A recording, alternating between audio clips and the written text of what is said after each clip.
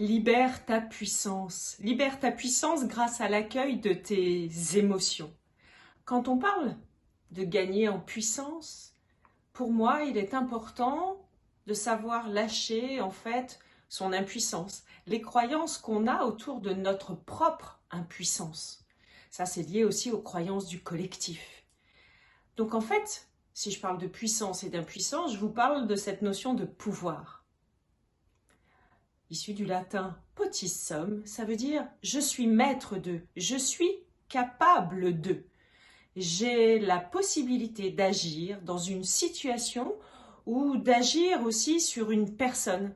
Et à ce compte-là, d'avoir un pouvoir moral, d'exercer mon autorité. Quand je vous parle de cette notion de pouvoir, il est important pour moi qu'on parle de la transition de l'ère du Poisson à l'ère du Verseau.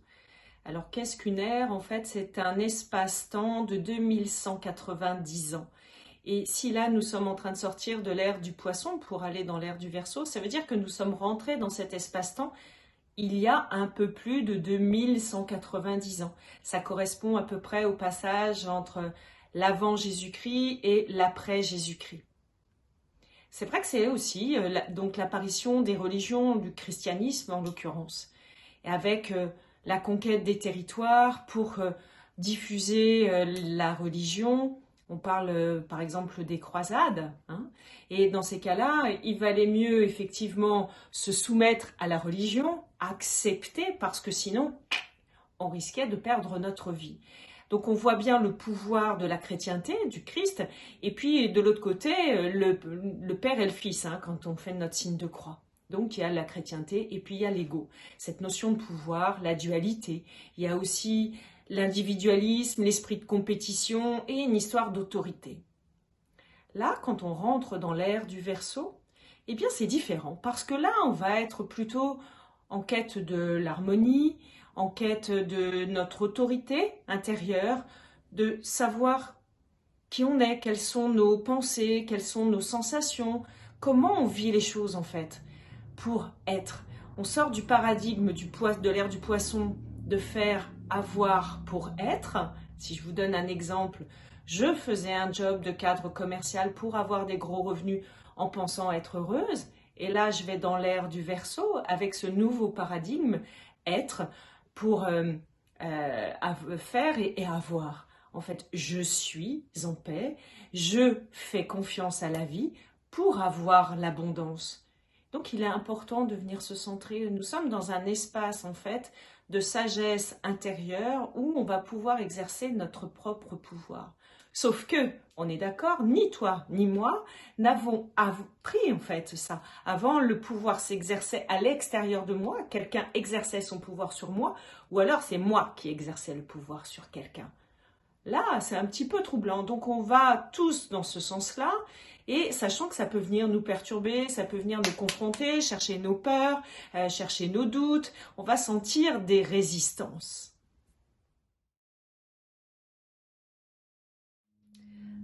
Alors en fait, comment activer la transformation en toi pour trouver ta puissance intérieure?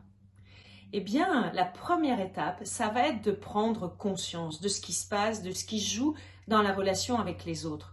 Soit quelqu'un exerce son pouvoir sur toi, soit toi tu exerces le pouvoir sur quelqu'un.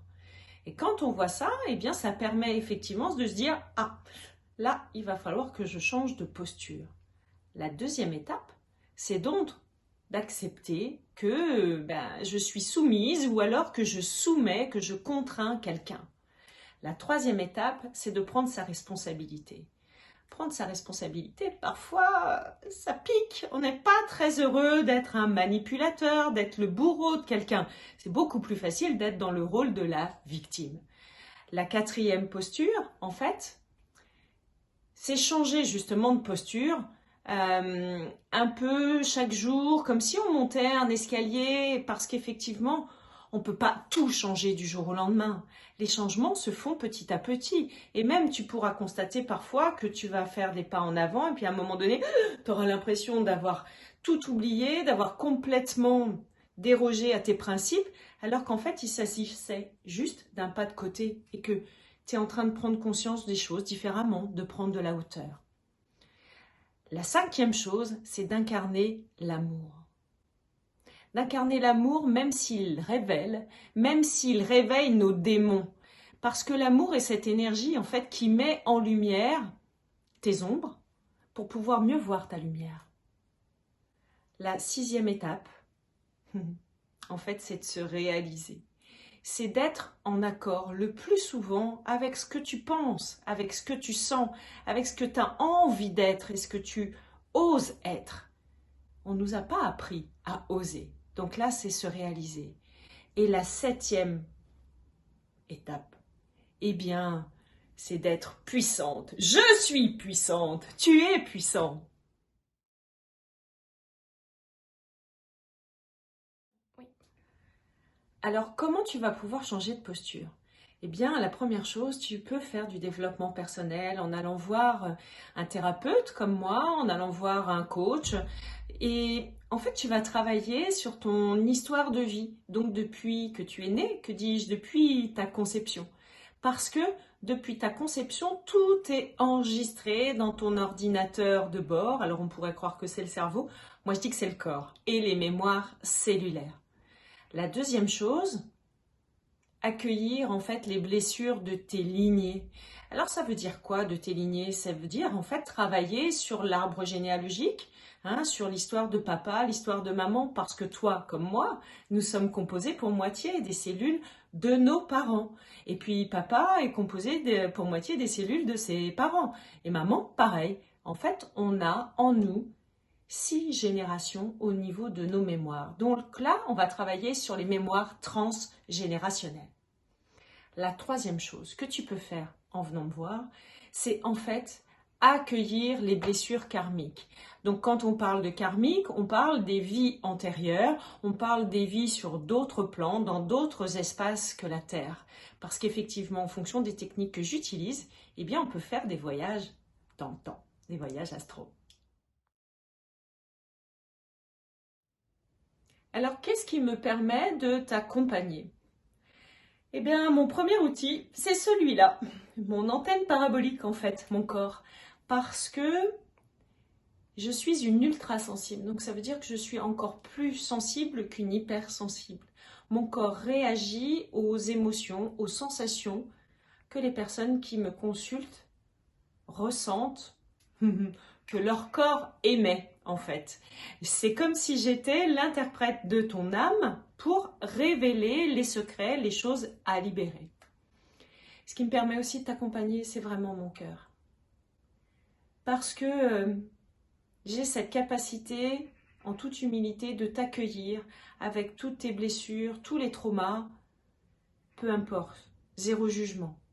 On est bien au-delà de tout ça. Ce qui m'importe, c'est ta libération pour que tu retrouves ta puissance. La troisième chose, en fait, ce qui me permet de t'accompagner, c'est mes expériences, c'est mon vécu, aussi bien à titre personnel qu'à titre professionnel. Et j'ai eu une vie très riche en expériences qui me permet en fait de transformer toutes ces blessures, toutes ces souffrances en choses positives. Et en plus, j'avais un peu la tête dure. Donc du coup, les messages, je les ai reçus de façon à les collectionner pour bien comprendre les messages. Et la quatrième chose, en fait, c'est que j'ai des connaissances en naturopathie, donc je connais la chimie du corps, je sais comment il fonctionne. J'ai des connaissances en intelligence émotionnelle et aussi en neurosciences. Donc avec tous ces liens, eh bien je peux t'accompagner. Et j'ai parlé d'hypersensibilité, mais je peux aussi parler de haut potentiel émotionnel.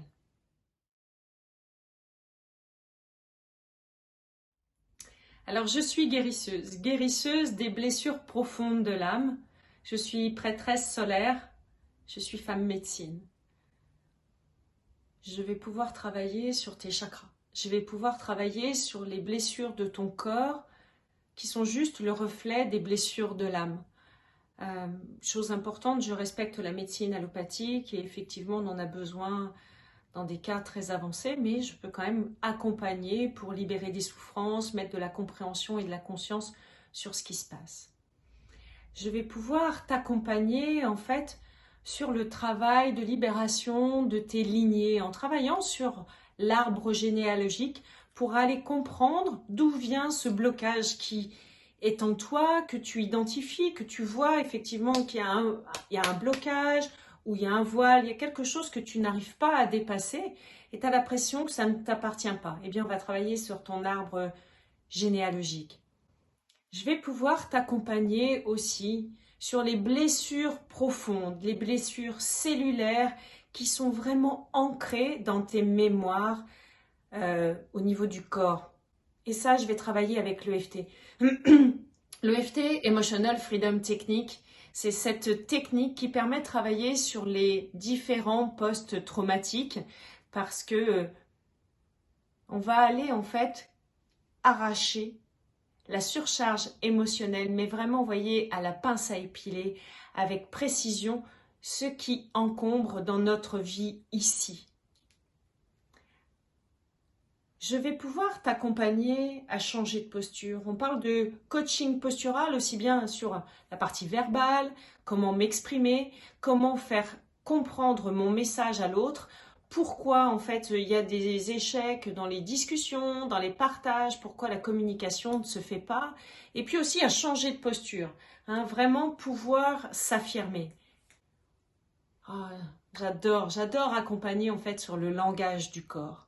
Parce que pendant plus de 40 ans, j'ai traîné mon corps comme des grosses valises pleines de douleurs. Et c'est vrai, si tu étais là devant moi, je pense que tu opinerais de la tête à me dire, mais oui, c'est vrai, mon corps me parle quand j'ai mal au dos, quand j'ai mal au ventre, quand j'ai mal à la tête. Mais notre corps peut aussi nous livrer des messages de douceur, des messages de joie quand effectivement on est au bon endroit. Moi, aujourd'hui, je peux faire des choix importants grâce à mon corps. Et je vais pouvoir t'accompagner à travailler sur les archétypes. Les archétypes, et par exemple, c'est voir nos parts d'ombre, voir nos parts de lumière, accueillir, j'ai travaillé là-dessus, accueillir la connasse, accueillir la jalouse, accueillir la méchante, accueillir la salope. Parce que si on accueille nos parts d'ombre, eh bien on va être en capacité d'accueillir notre pleine lumière. Alors pour moi, il est important de partager des exemples avec toi parce que ça va te permettre d'apprendre à mieux me connaître, à savoir ce que je fais. Pas toujours facile en fait de savoir qui est le thérapeute qu'on a en face de soi. Pour moi, c'est essentiel. Mais c'est juste mon avis. Quand j'accompagne, par exemple, sur le travail au niveau des blessures de l'âme, au niveau des blessures du corps, comme je disais, ou le travail des chakras, eh bien, à distance ou en réel, je me connecte à toi et du coup, j'échange avec ton âme. Et j'ai la possibilité de scanner avec mon troisième œil et je peux ressentir avec mon corps d'ultrasensible, comme je disais tout à l'heure, les points de blocage en fait. Et je vais te donner cet exemple. L'autre jour, une femme me demande un soin, elle part en vacances avec ses enfants, avec toute sa famille. Et elle voudrait être sûre que ça se passe bien. Elle a vécu un deuil il y a 3-4 ans, ses parents sont partis et elle a juste envie de construire une belle relation avec ses enfants, ses petits-enfants. En fait, en me connectant à elle, j'ai ressenti effectivement des tensions au niveau de sa glande pinéale. Moi, j'avais la tension au niveau du troisième œil et elle, c'était une douleur occipitale. Donc, ça lui prenait bien la tête. Après, elle avait problème au niveau de la gorge. Moi, j'avais plus de voix quand j'étais dans le soin. Et puis, elle avait des tensions au niveau des mâchoires. Ben oui, il y avait des choses qu'elle n'avait pas pu dire dans le passé et qui étaient encore là, engrammées ici. Puis, elle avait des tensions là, juste en dessous du diaphragme. Et donc, du coup, j'ai évoqué la possibilité qu'elle ressente de la colère. Elle était très en colère. Et puis, je lui dis, mais au niveau vésicule biliaire, tout va bien? Elle me dit, bah non, on me l'a retiré. Et donc, effectivement, j'ai des soucis d'alimentation. Je dis, ah oui, bah, puis là, l'estomac, compliqué. Compliqué, j'avais une sensation de dégoût et d'écœurement. Elle me dit, oui, je crois que je suis à nouveau en crise par rapport à mon candidat albicans. Et dans la dernière partie du soin, en fait, Au niveau de son bassin, je sentais comme un décalage, une vraie tension à droite, et puis pouf, un de gros décalage. Je sentais à l'intérieur de mon corps cet effet de bascule et des tensions dans le genou gauche. Donc genou gauche, bassin à droite. Et en fait, j'ai posé la question à cette femme, que se passe-t-il? Elle a eu une prothèse de hanche qu'elle n'accepte pas du tout. Donc voilà, en fait, son âme est venue me dire qu'est-ce qui la dérange aujourd'hui dans son intériorité et dans ses relations avec les autres. Elle est bancale, elle n'est pas alignée, elle a des tensions au niveau du foie, au niveau de sa vésicule biliaire, des problèmes de digestion. Et digestion au sens propre, mais au sens figuré dans ses relations. Ça lui prend la tête et elle n'ose pas dire les choses. Donc j'imagine que cet exemple peut te parler.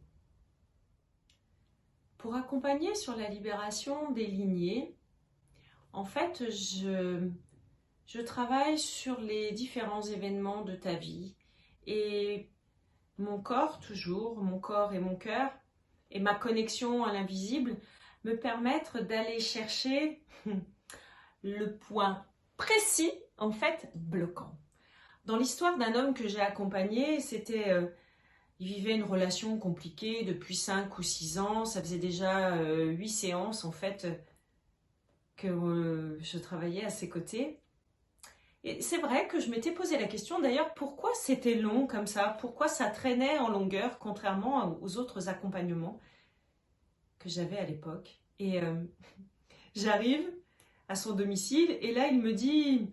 Ah, bah Sandrine, c'était l'anniversaire de ma compagne, ses 40 ans le week-end dernier.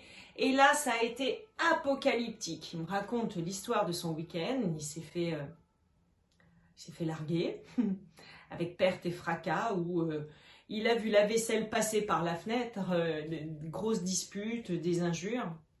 Et quand il me parle des 40 ans de sa compagne, ça m'interpelle. Je lui dis, mais vous avez 15 ans d'écart avec votre compagne, c'est ça? Alors là, il me dit, bah oui. Et je regardais en fait les dates de naissance de ses parents. Devine quoi? Les parents avaient aussi 15 ans d'écart. Donc je lui dis, mais du coup, votre maman, elle faisait quoi quand elle avait 40 ans? Donc là, il m'explique les disputes incessantes entre ses parents et sa mère qui quittent le domicile familial pour aller s'installer en ville, pour avoir plus de liberté. Je dis, tiens, c'est quand même surprenant. Et en toile de fond, en fait, donc là, en toile de fond, on a la séparation, mais on a aussi la trahison. Parce que sa compagne, il la soupçonnait de le tromper. Concernant sa mère, qui est partie vivre en ville, dans une chambre de bonne, il a supposé, alors qu'il était juste adolescent à l'époque, que sa maman avait probablement trahi son papa. Et je lui dis, mais du coup, c'était il y a 40 ans, ça, que votre maman quitte le domicile familial. Bah oui, Sandrine, c'était en 80. Je lui dis, d'accord. Et si on regardait 40 ans plus tôt, il se passait quoi? Et là, il me dit, je sais pas, Sandrine. Mon grand-père est revenu de la guerre et ma grand-mère s'était mise avec un autre homme. Alors j'adore cette espèce de décalage où on me dit, mais en fait je ne sais pas, et finalement le corps, tac, livre le message, pile poil, le bon message. Donc en fait cet homme a compris que c'était pas lié à son histoire, qu'il était là pour libérer ses parents de l'histoire en fait déjà connue par les grands-parents, la répétition du schéma familial et la libération des lignées transgénérationnelles. Quand je travaille sur les blessures profondes, je travaille en EFT. Alors, l'EFT, Emotional Freedom Technique, je travaille avec les 2 systèmes nerveux du corps. C'est du tapping. Je ne vais pas m'attarder là-dessus. Sans doute que tu connais déjà la définition. Sinon, je t'invite à regarder sur ma chaîne YouTube. Tu verras des vidéos qui expliquent. Et j'ai une façon particulière de travailler en EFT. Ça s'est confirmé quand effectivement des personnes m'ont dit « Ah, j'avais déjà fait de l'EFT, mais là, Sandrine, avec vous, je vais encore bien plus loin. » Je vais te donner l'exemple de Margot qui a témoigné en vidéo. Margot travaille en EFT sur différentes thématiques et un jour, elle me parle de la blessure le syndrome de l'imposteur, pardon. Et puis du coup, on commence à tapoter. Au bout d'1 heure, en fait, je ressens une sensation très particulière où là, on était en visio, j'étais vraiment très bien connectée à elle. Et d'un coup, je me sens dans une toute autre ambiance. Et en fait, moi, j'étais partie dans un autre espace-temps. Mais je voulais savoir si elle était avec moi. J'avais comme visualisation l'espace d'un port, la nuit, une drôle d'ambiance. J'étais pas tout à fait en sécurité dans ce que je ressentais. Et puis du coup, j'en parle à Margot. Je dis, mais dis donc, Margot, t'es toujours avec moi là? T'es chez toi, dans ton appartement? Elle me dit, non, non, non, non, je suis dans un autre espace. Et je lui dis, alors, du coup, raconte-moi. Elle était partie au moment de la prohibition, pendant le trafic d'alcool aux États-Unis. Et effectivement, il y avait des échanges, il y avait des frictions, il y avait du feu, il y avait comme une ambiance de bagarre, voire même de prostitution en toile de fond. Et donc là, nous sommes allés chercher des blessures profondes où effectivement, en quoi elle est légitime dans cette vie-là pour mettre en place certaines actions, alors qu'elle a fait des choses probablement terribles dans cet espace-temps de la prohibition. Et je vais vous dire que par rapport à toutes les libérations qui sont activées ce soir-là, nous sommes allés faire un bon nettoyage en profondeur. Et en fait, en toute douceur, avec Margot, ça s'est super bien passé. Et à savoir que ça, c'est pas du systématique. Ça se fait que si ton cœur est prêt à se connecter au mien, que si ton âme a besoin d'aller libérer quelque chose au niveau karmique, de toute façon, si toi, en toi, tout n'est pas encore ouvert, eh bien à ce compte-là, moi je ne peux pas t'y emmener. C'est vraiment ton âme, ton corps qui me guide et qui me donne l'autorisation. Changer de posture. Pas toujours évident. Comment on fait ça quand on a été habitué pendant des années?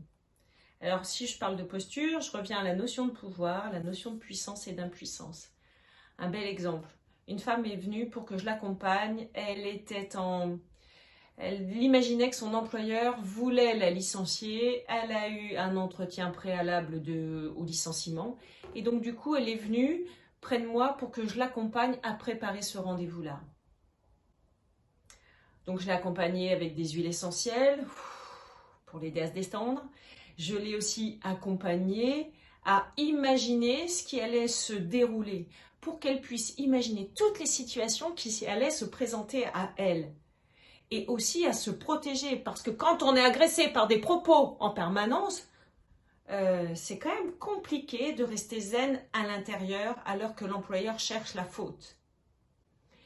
Eh bien, je l'ai accompagnée sur la façon de construire ses phrases, la façon de se tenir, et son entretien s'est super bien déroulé. Elle était ravie. Apprendre le langage du corps. Alors, comment ça, c'est possible ? C'est possible que je te guide parce qu'effectivement, je n'ai pas toujours été en communication avec mon corps.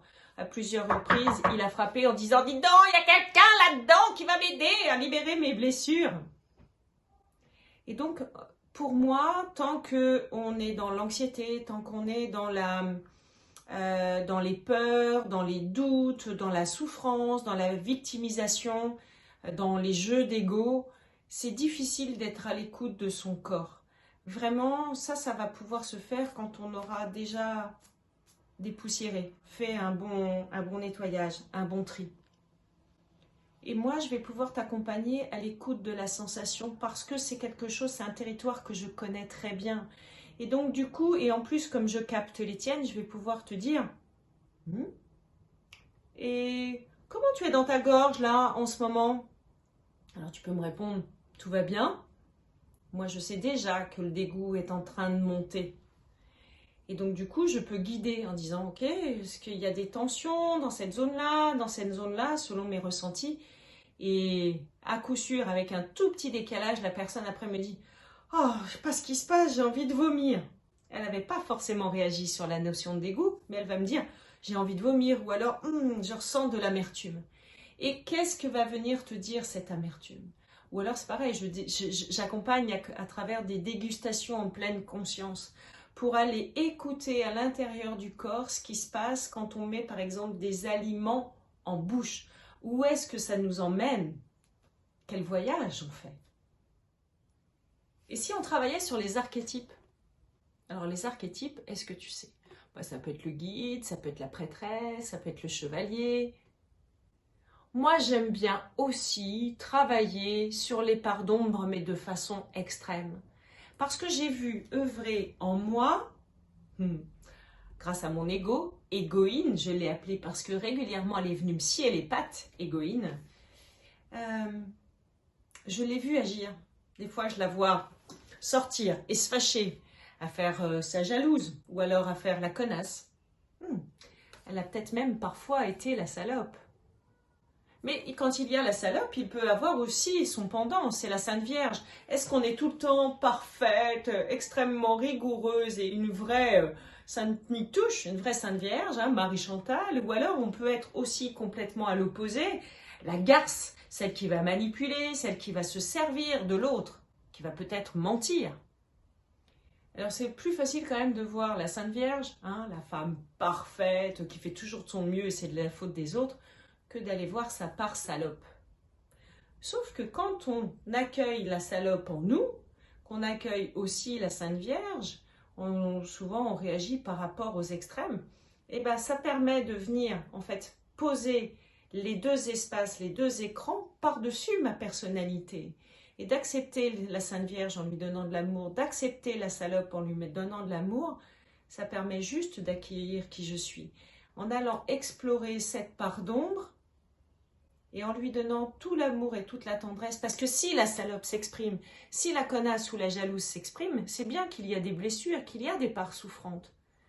Donc c'est d'aller accueillir ça avec beaucoup d'amour et dire ok, je comprends pourquoi tu as réagi comme ça, et c'est ok.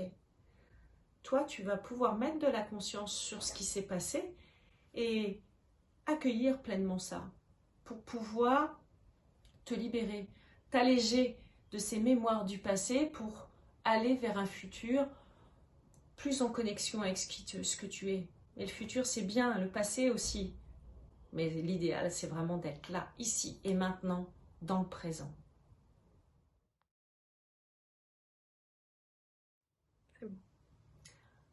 Voilà, en fait, je t'ai donné plein d'exemples pour que ça puisse être parlant pour toi, pour que tu puisses mieux me connaître, savoir quel thérapeute je suis.